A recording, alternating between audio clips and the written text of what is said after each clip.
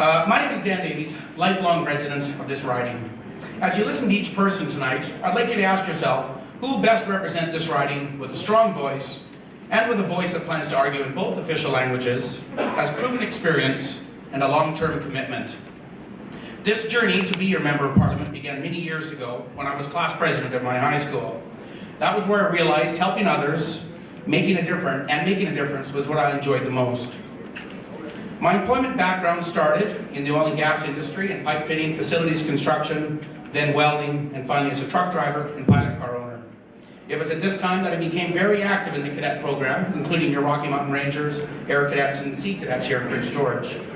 I'm active in the Canadian Forces, past Vice President of the Royal Canadian Legion. I'm also a recipient of the Canadian Forces Decoration. I'm a Shriner, Chamber of Commerce member, active on the Library Board, Restorative Justice and Economic Development Boards. In 1999, I moved on to university where I attained my Bachelor of Education and began teaching. In 2005, I was elected to Fort St. John City Council, which has been a very exciting and encouraging experience. I have focused on making my community a great place to live, work, and raise my family, which is something I expect in all of our communities.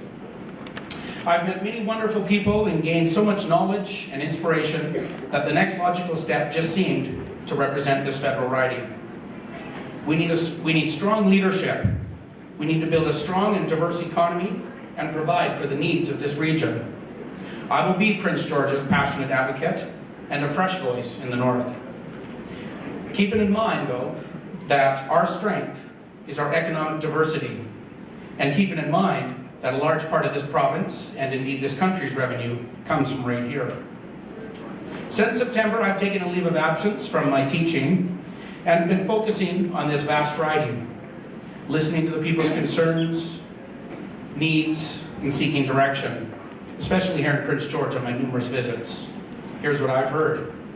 Everyone wants to ensure that the economy remains strong, that jobs stay here. In Prince George, we will continue to diversify the economy. The world markets are screaming for our wood products. With the right plan in place and a vibrant forest industry, Prince George, BC's northern capital, will persevere. However, while it is good to have global customers lined up screaming for our goods, we need to be careful and ensure that good management is in place and that we're not just selling our souls. As your Member of Parliament, I will focus to keep our people working and supporting the backbone of our economy through small business and building the capacity in all of our resource communities. We need to continue to improve the roads in this region. While progress is being made, being a former truck driver, this funding is still critical to ensure that this infrastructure is built. For example, while plans have been moving forward on the Hart Highway from Prince George through to the Pine Pass, we need to act immediately on recognizing this route as a major economic factor for northeastern BC. Building Prince George as a transportation hub with an inland container port, air cargo, improved rail system, I kind of miss BC Rail. The federal government needs to be behind Prince George to accommodate your inland strategic hub, therefore providing jobs and a major economic boost for all of us, which is good for your children and the long-term sustainability for Prince George. I'm sure that anybody who's talked to me in the last few months knows my stand on the long gun registry. It is a waste of your tax money with no real tangible results. These bills target responsible firearm owners, not the real criminals. Also this past fall, I attended your gang and crime summit here, participated in round table discussions and talked to many of you that are in this room tonight. There's little doubt that our justice system needs to recognize the victims and deal appropriately with the criminal. We need to deal with the gangs and the drugs, which is the root of many of the problems. We need to empower the community, and as your MP, I vow to give Prince George the tools that you need to fight this plague. I'd be remiss if I didn't mention the critical infrastructures deficits that all municipalities are facing.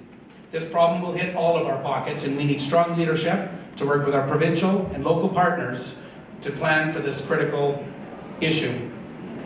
Finally, congratulations to Prince George on your platoon of reserves. Once again, it's nice to see them grace your community after the closure of CFS Baldy Hughes. I salute our Canadian Forces, firefighters, and all protective services and fully support them. In closing, my vision is to ensure that we provide the best possible quality of life for everyone, to listen to and to respond to the needs of Prince George. I'm a believer in the philosophy of making decisions for my children and ensure that this region remains a strong player in the world economy. I've always been proud to say that I was from the North, and I will do the best possible job to represent all of you to the best of my ability, with integrity, honesty, and sound judgment. I hope that you came here tonight with an open mind, and that you see my passion and experience and lifelong love for this region.